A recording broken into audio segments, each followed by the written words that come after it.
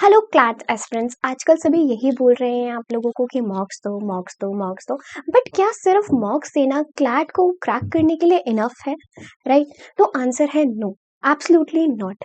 सिर्फ मॉक्स देना ही इनफ नहीं होता है। मॉक्स को उतने ही अच्छे से हमें एनालाइज भी करना पड़ता है टू स्कोर गुड। राइट? हाँ जी। सो अब आखिर हमें एनालाइज किस तरीके से करना है हम वो देख लेते हैं। हमें एनालाइज करना है 3 पार्ट्स में। सबसे पहला आता है हमारा करेक्ट क्वेश्चंस। आपके एग्जाम में आपने 3 तरीके से पेपर को डिवाइड करा होगा। पहला, जो आपके करेक्ट क्वेश्चंस होंगे। सेकंड, आपके incorrect questions. And third question होंगे जो आपने स्किप कर दिए होंगे अपने मॉक देते टाइम। राइट? सो सबसे पहले हम चलते हैं करेक्ट क्वेश्चंस पे। जितने भी आपके करेक्ट क्वेश्चंस होंगे उनके अंदर आपको चेक करनी है अपनी रीजनिंग।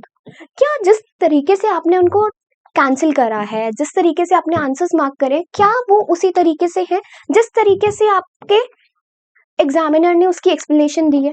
राइट? ये आपको सबसे पहले चेक करना है। अगर वो मैच करते हैं तो बहुत अच्छी बात है, यानी कि आप बिल्कुल सही हैं। एंड अगर वो मैच नहीं करते तो आपको उनकी रीजनिंग को मैच करना है कि उनके पीछे का क्या रीजन था। ठीक है? सेकंड, हम चलते हैं हमारे इनकरेक्ट क्वेश्चंस पे, जो उनसे क्वेश्चंस इनकरेक्ट है। अब इनकरेक्ट क्वेश्चन कौन से हो सकते हैं? सबसे पहला हो सकता है कि आपके जो कॉन्सेप्ट गैप हो, कि आपको कॉन्सेप्ट ही समझ में नहीं आया कि आखिर इसमें क्या हो रहा है। सेकंड, आपकी पॉसिबिलिटी है कि आपने उसे मिस रीड ही कर लिया हो, आपको समझने में ही कोई प्रॉब्लम हो गई हो। थर्ड थर्ड पॉसिबिलिटी है कि आपने गेस वर्क करा हो, जो कि मोस्टली बच्चे कर जाते हैं। ठीक है कि हमें आंसर मार्क करना है तो कर दिया। राइट? तो आपको इन तीनों चीजों को चेक करना है कि आखिर इन तीनों में से आपने उस क्वेश्चन में क्या करा। एंड उसके पीछे की रीजनिंग जाके चेक करनी है दोबारा से। पूरा पैसेज दोबारा से रीड करो, उसे दोबारा से पूरा समझने की कोशिश करो। एंड इस बार गेस वर्क नहीं करना।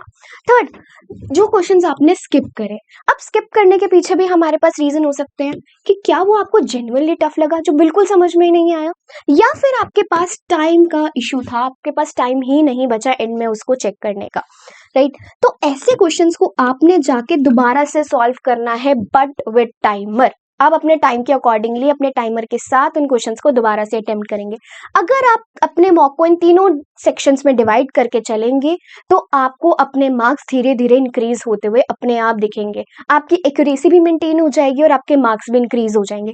अभी भी आपके पास लास्ट 21 डेज बचे हैं। अपनी इस स्ट्रैटेजी को फॉलो करो, अपने मार्क्स को एनालाइज करो एंड अपने मार्क्स को अपने आप इंक्रीज होते हुए आप एंड ऑफ द डे तक देखोगे। Right? So all the very best guys. For more such videos, follow Pratham Test Prep.